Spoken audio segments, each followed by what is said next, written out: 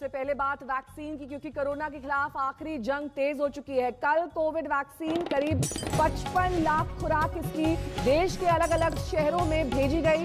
आज भी शहर शहर वैक्सीन पहुंचने का काम जारी है। कल सीरम इंस्टीट्यूट की कोविशील्ड वैक्सीन को कई शहरों में पहुंचाया गया। आज भारत बायोटेक की कोवैक्सीन की सप्लाई शुरू हो चुकी है। अब से थोड़ी देर पहले कोवैक्सीन की पहली खेप हैदराबाद से दिल्ली पहुंची है। थोड़ी देर बाद वैक्सीन की खेप रांची भी पहुंचने वाली है। जम्मू में वैक्सीन पहुंचने का समय दोपहर 1:30 बजे है।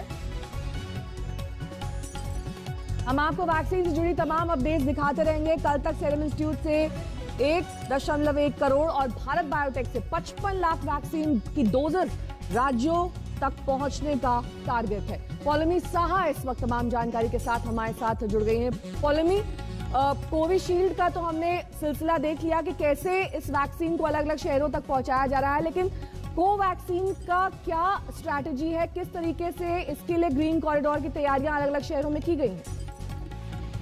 जी नेहा, कोवैक्सीन की जो डिलीवरी है वो आज शुरू हो चुकी है। पहली फ्लाइट जो है वो दिल्ली में लैंड कर चुकी है। बस थोड़ी देर पहले एयर इंडिया की फ्लाइट है जो हैदराबाद से आई है।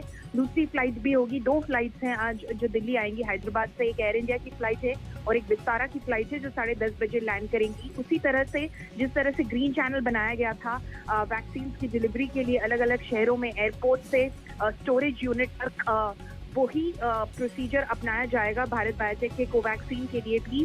भारत सरकार ने जैसा कि आपने हमारे दर्शकों को बताया, कुछ 55 लाख कोवैक्सीन डोजेस के ऑर्डर दे रखे हैं भारत बायोटेक को, जो कि कुछ ही दिनों में वो कंप्लीट करेंगे। तो जो सरकार ने हमें बताया है कि कुछ करीबन 39 लाख जो इसमें से हैं वो उन्होंने उसके लिए 295 रुपए पर डोज गवर्नमेंट ने पे किया है। पर बाकी जो 16.5 लाख डोजेस हैं वो Bharat biotech free of cost provide कर रही है। तो कुल मिलाकर अगर देखें, अगर फ्री ऑफ कॉस्ट को हम इस अकाउंट में डालें तो जो भारत बायोटेक का कंसाइनमेंट है 55 लाख डोजेस का कोवैक्सीन का, वो सरकार को 206 रुपए पर डोज के हिसाब से मिला है। तो आज जो है भारत बायोटेक की डिलीवरी शुरू हो चुकी है। बहुत बहुत शुक्रिया पौलमी साहा हमारी संवाददाता जानकारी देते हुए कि कैसे अब कोवैक्सीन को भी अलग अलग शहरों तक पहुंचाने की तैयारियां की जा रही हैं। कल हमने देखा था कि कैसे कोविशील्ड को अलग अलग राज्यों तक ग्रीन कॉरिडोर के माध्यम से पहुंचाया गया। फ्लाइट्स तैयार हैं, ट्रक्स तैयार हैं, इसमें कोल्ड चेन मेंटेन करने की पूरी तैयारी है ताकि वैक्सीन को किसी तरह का नुकसान ना पहुंचे। तो पुणे के सीरम इंस्टीट्यूट से वैक्सीन की कहां-कहां डिलीवरी हुई, वहां आज तक के संवाददाता पहुंचे और कैमरे पे ये पल कैद किया। राजधानी दिल्ली में वैक्सीन की डिलीवरी लेते वक्त राजीव गांधी अस्पताल में मेडिकल स्टाफ और सुरक्षा कर्मियों ने तालियां बजाई। देखिए वैक्सीन डिलीवरी की ये एक्सक्लूसिव तस्वीरें। कोरोना वायरस के खौफ का सन्नाटा देश ने देखा है। कोरोना महामारी से जूझते देशवासियों को सबने देखा है। लॉकडाउन में कोरोना की दहशत से पलायन करते मजदूरों को देश ने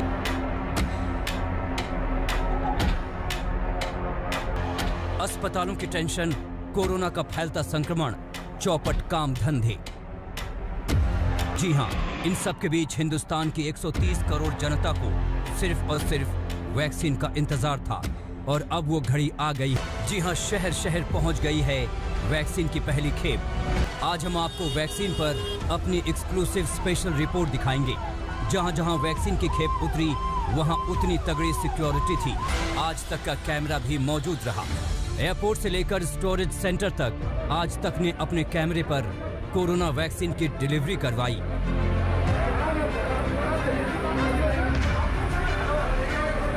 आज हम आपको ये भी दिखाएंगे कि वैक्सीन की कितनी डोज अभी तक सप्लाई हुई हैं और 16 जनवरी को पहले चरण के टीकाकरण के बाद वैक्सीन की कीमत कितनी रहने वाली है। पहले आपको दिखाते हैं कि पुणे के सीरम इंस्टीट्यूट से ऑक्सफोर्ड एस्ट्राजेनेका की कोविशील्ड वैक्सीन की पहली खेप निकली है और ये भी देख लीजिए कि वैक्सीन के डिस्ट्रीब्यूशन की चेन क्या है। देश भर में 37 प्राइमरी डिपो बने हैं। प्राइमरी स्टोर से वैक्सीन स्टेट डिपो पहुंची। 29,000 कोल्ड चेन पॉइंट्स बनाए गए हैं। स्टेट डिपो से कोल्ड चेन तक वैक्सीन आएगी। यहां से जिलों के स्टोर भेजी जाएगी और आखिर में सब सेंटर तक जाएगी। वैक्सीन की ये पहली खेप 3 करोड़ स्वास्थ्य कर्मियों और फ्रंटलाइन वर्कर्स के लिए आई है। सबसे पहले देखते हैं दिल्ली में कैसे पहुंचा। अस्पताल की यूटिलिटी बिल्डिंग को खास तौर पर तैयार किया गया है। आप देख सकते हैं कि सिक्योरिटी और मेडिकल स्टाफ के बीच कैसे वैक्सीन की डिलीवरी हो रही है।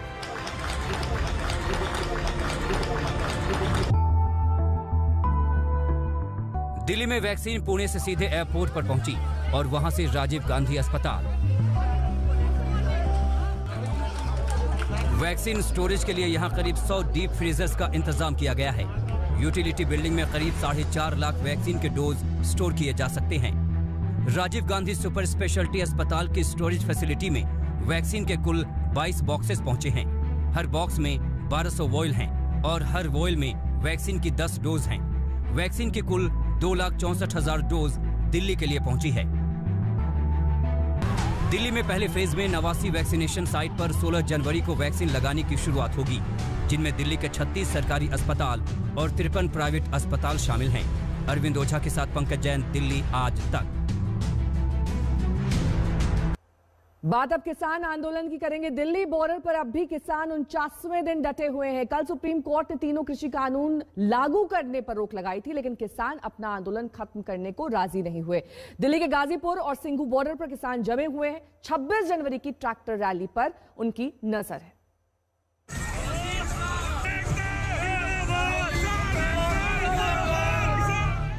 26 जनवरी को दिल्ली में ट्रैक्टर रैली को लेकर किसान अड़े हुए हैं। किसानों का कहना है कि ट्रैक्टर रैली निकालेंगे। सुप्रीम कोर्ट में भी ट्रैक्टर रैली को लेकर जिरह हुई, क्योंकि ट्रैक्टर रैली पर रोक लगाने को लेकर केंद्र सरकार ने सुप्रीम कोर्ट में हलफनामा दिया था। लेकिन किसानों का कहना है कि 26 जनवरी को देश भर से किसान दिल्ली आएंगे।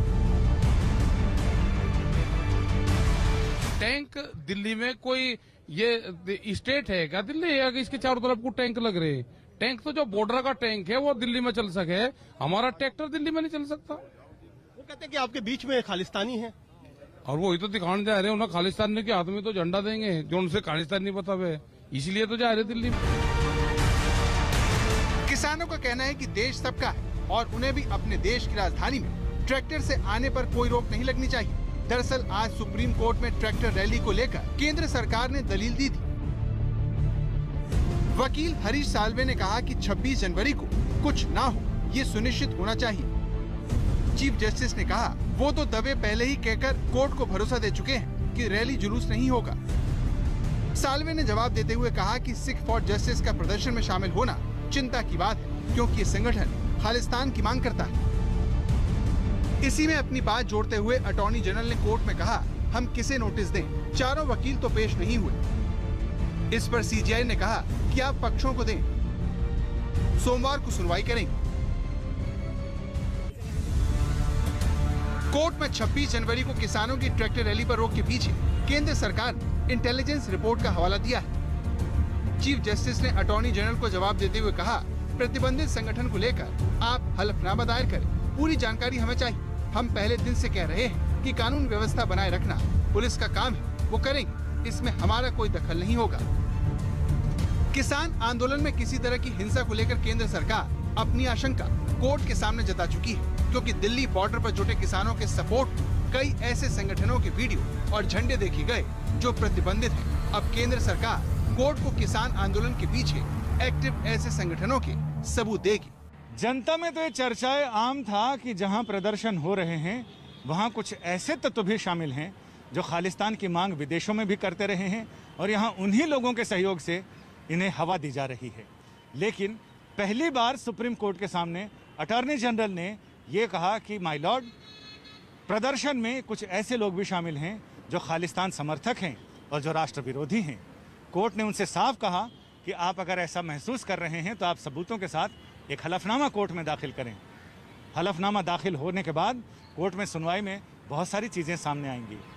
हो सकता है कि वो हलफनामा खुफिया एजेंसियों की इनपुट के आधार पर खुफिया लिफाफे में लिफाफा सील बंद सुप्रीम कोर्ट को दिया जाए और कहा जाए माय लॉर्ड, ये सबूत हैं, ये सुराग हैं, ये जांच रिपोर्ट है, आप देखें और तय कर लें। कैमरामैन सत्यरंजन राउतरे के साथ संजय शर्मा, दिल्ली आज तक। हमारे संवाददाता कुमार कुणाल इस वक्त गाजीपुर बॉर्डर से हमारे साथ जुड़ गए हैं। कुमार कुणाल, आप शुरू से ही किसान आंदोलन पर नजर बनाए हुए हैं, लेकिन इस वक्त जो कोर्ट की प्रोसीडिंग्स चल रही हैं, जिस तरह की सुनवाई और जिरह की जा रही है, उस पर किसान क्या कह रहे हैं? क्या वो पूरी तरह से असंतुष्ट हैं या फिर मिलीजुली प्रतिक्रिया है? देखिए, किसानों ने इस बात का स्वागत किया है कि जिस तरीके से कल सुप्रीम कोर्ट ने कहा कि उनका जो प्रदर्शन है वो शांतिपूर्ण है और उसमें किसी भी तरीके से कोई भी अलोकतांत्रिक प्रक्रिया नहीं अपनाई गई है। लेकिन जहां तक दूसरी बात है कि कमेटी का गठन किया गया है और कमेटी में 4 सदस्यों के जो नाम है, उनका कहना है कमेटी भी ठीक है, कमेटी से भी हमें कोई दिक्कत नहीं है, लेकिन जो सदस्य उसमें शामिल किए गए हैं उनके नाम पर बड़ा ऐतराज है किसानों को। हम सीधे आपको किसानों के पास भी ले चलेंगे कि आखिरकार वो क्या सोचते हैं, क्योंकि आंदोलन चल रहा है। सुप्रीम कोर्ट ने भले ये कह दिया हो कि हम अभी कानून को होल्ड पर डालते हैं, अभी मुलतवी करते हैं, लेकिन अभी भी आंदोलन चल रहा है। आप लोगों को ऐतराज क्या है? किस बात पर आप लोग अड़े हुए हैं, यहाँ पर बैठे हुए हैं? हम तो जी अपने इस मांगों के ऊपर अड़े हुए हैं जी। ये उसे दे नहीं रहे, वहाँ सुप्रीम कोर्ट में जाया, सुप्रीम कोर्ट ने 2 महीने का टाइम दे दिया, वे उन्हीं के ही आदमी हैं। आपको भरोसा नहीं है कमेटी? बिल्कुल नहीं है। सुप्रीम कोर्ट में तो पहले भी दिए इन्होंने, सुप्रीम कोर्ट ने क्या पूरा पढ़ दिया हमारी बातों का। आप लोगों को क्या लगता है कि कब तक, क्योंकि 26 जनवरी की भी आपकी योजना है, बाकी भी योजना है, तो कैसे चलेगा मामला? क्योंकि सुप्रीम कोर्ट भी अब हस्तक्षेप कर रहा है, आप उसको भी नहीं मान रहे हो? नहीं, सुप्रीम कोर्ट का सर ये है, सुप्रीम कोर्ट ने भी 2 महीने का टाइम दिया है। अब आप हमें बताओ 2 महीने तक हम यहाँ पे क्या करेंगे फिर? तो हमारी राय तो ये है जल्द से जल्द इसका निपटारा हो, और हम इसके विपक्ष में है, मतलब हम इसके पक्ष में नहीं है। अपना आपके पास नजर बनाए रखिए, क्योंकि लगातार जो बातें सामने आ रही है उससे यही लग रहा है कि किसान अपने आंदोलन को अभी आगे भी जारी रखने वाले हैं। बहरहाल आगे बढ़ेंगे, बात करेंगे कि किस तरीके से बिहार में एक हाई प्रोफाइल मर्डर से हड़कंप मच गया है। पटना में कल देर शाम इंडिगो के स्टेशन मैनेजर की उनके अपार्टमेंट के बाहर हत्या कर दी गई। इस वारदात ने नीतीश सरकार की कानून व्यवस्था पर कई गंभीर सवाल खड़े कर दिए। सुशासन राज में फिर हुआ है खून। बेखौफ अपराधियों ने फिर बरसाई है गोलियां। पटना में इंडिगो के स्टेशन मैनेजर को अपराधियों ने सरेआम भून डाला। बिहार की राजधानी पटना में इस बार अपराधियों ने सरकार के दावों की धज्जियां उड़ा दी। सतर्कता और मुस्तैदी का दावा करने वाली पटना पुलिस के भरोसे को भून डाला। पटना एयरपोर्ट पर पोस्टेड इंडिगो के स्टेशन मैनेजर रुपेश कुमार की निर्मम हत्या कर अपराधियों ने कानून के मुंह पर जोरदार तमाचा जड़ा है।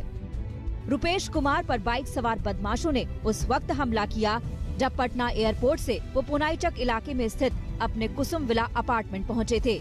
एसयूवी चला रहे रुपेश को जरा भी भनक नहीं थी कि हमलावर उनके करीब हैं। रुपेश अपने अपार्टमेंट के गेट पर रुके ही थे। वो गार्ड के गेट खोलने का इंतजार कर रहे थे, तभी बाइक सवार बदमाशों ने गोलियां चलानी शुरू कर दी। रुपेश की एसयूवी के शीशे पर ये निशान हमले की गवाही दे रहे हैं। हालात देख लीजिए, यहाँ पे 7:15 बजे की घटना शाम की, और यहाँ पर जिस तरीके से फायरिंग की गई है, जाहिर सा लग रहा है कि शीशा उनका वो ऊपर होगा क्योंकि ठंड का मौसम है, और फिर शीशे पे फायरिंग की गई है और खून के निशान भी आपको साफ तौर पर जो है आपको गाड़ी पर इस वक्त दिख सकता है। और नीचे भी देखिए शीशे के यहाँ पे चकनाचूर हो गया है।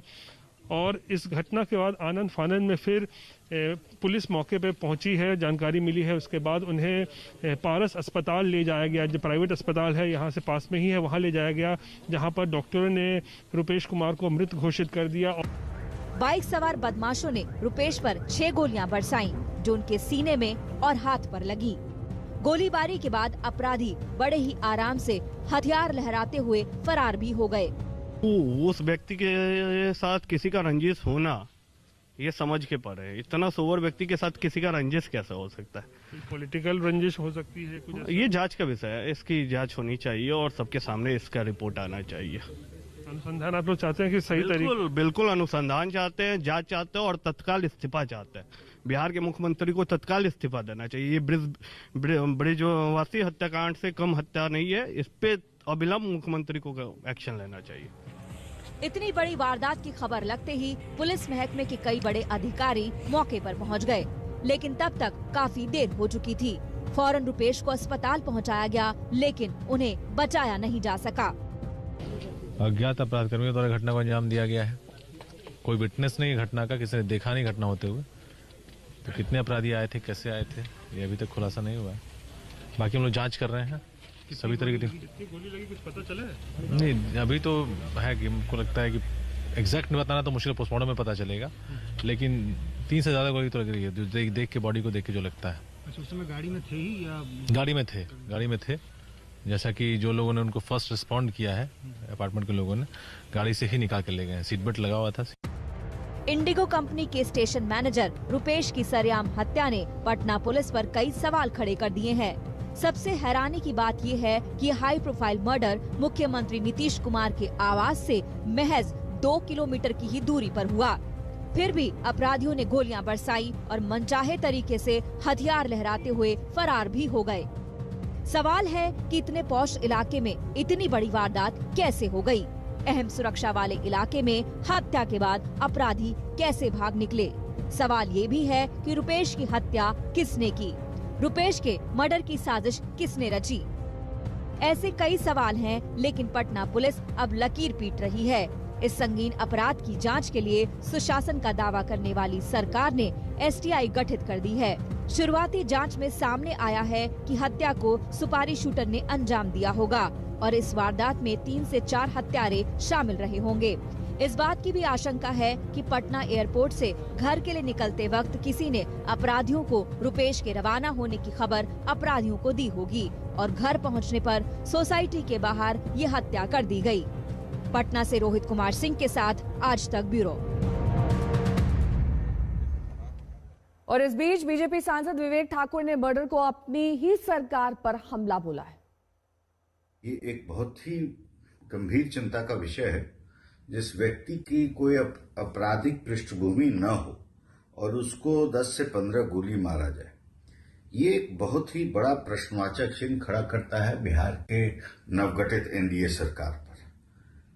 पटना पुलिस और बिहार पुलिस के साथ इन्वेस्टिगेशन की जिम्मेवारी बहुत गंभीर है उन पर और 3 से 5 दिन के अंदर में पुलिस को एक निष्कर्ष पे आना ही पड़ेगा। मैं इस पर गहरा संवेदना व्यक्त करता हूं और उनके अपराधी शीघ्र पकड़े जाएं। अपराधियों को भी कठोर से कठोर अपराधियों के ऊपर कार्रवाई हो। मैं ऐसा बिहार सरकार के डीजीपी से, बिहार सरकार के अन्य प्रशासनिक पदाधिकारियों से भी मैं आग्रह करूंगा कि तुरंत अपराधियों को आप गिरफ्तार करें। उत्कर्ष सिंह हमारे संवाददाता इस वक्त तमाम जानकारी के साथ मृतक के घर के बाहर से जुड़े हैं। उत्कर्ष, परिवार वाले क्या कह रहे हैं? आपसी रंजिश का मामला है या फिर कुछ और बात है इस पूरे मामले में? नेहा, देखिए, परिवार वालों से बात नहीं हो पाई है क्योंकि जो जानकारी मिल रही है कि रात में ही देर रात उन्हें वो डेड बॉडी लेकर, पोस्टमार्टम हो चुका था तो डेड बॉडी लेकर अपने गांव जो कि छपरा जिले में पड़ता है वहां चले जा चुके हैं। जब परिवार से बात होगी तो ये बात सामने आएगी कि क्या पहले से कोई रंजिश चल रही थी या ये एक ब्लाइंड मर्डर है। लेकिन जो मैं आपको तस्वीर दिखाऊं कि घर के बाहर जो गाड़ी के जो शीशे हैं वो अभी भी पड़े हुए हैं।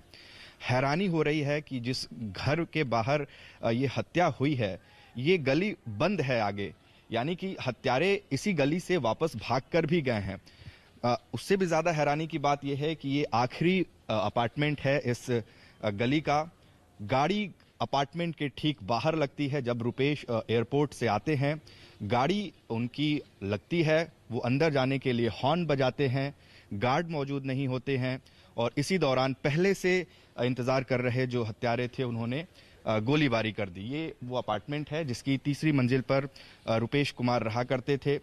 2 दिन पहले यानी कि रविवार को वो गोवा से छुट्टियां मनाकर लौटे थे और कल भी वो एयरपोर्ट पर काम कर रहे थे और काम करने के बाद वो 7:15 के करीब घर आए। 2 दिनों पहले ही गोवा से आने के बाद जिस तरीके से इस हत्याकांड को अंजाम दिया गया है कई सवाल खड़े कर रहा है। स्थानीय लोग हैं जो इस अपार्टमेंट में रहते हैं, अंदाजा लगा कि क्या कुछ हुआ कल, हम लोग के लिए बहुत सदमे वाली बात है और बहुत शॉकिंग न्यूज़ है हम लोग के लिए।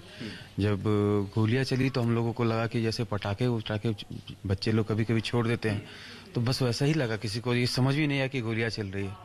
लेकिन जब नीचे मतलब आम दिनों की तरह हम शाम में निकलते हैं तो जैसे नीचे आए तो पता रोने का आवाज़ आया तो फिर पता चला। किसी से कोई रंजिश थी, कोई लड़ाई, किसी तरीके की अदावत रुपेश की? रुपेश जी बहुत जेंटलमैन थे, बहुत जॉली मूड के थे और कभी फ्लैट में आज तक कभी किसी से झड़प नहीं हुई, कभी किसी से झगड़ा नहीं हुआ, बड़े हंसमुख थे और कभी अंदाजा नहीं लगा सकता कि उनकी किसी से ऐसी रंजिश या दुश्मनी वाली बात हो।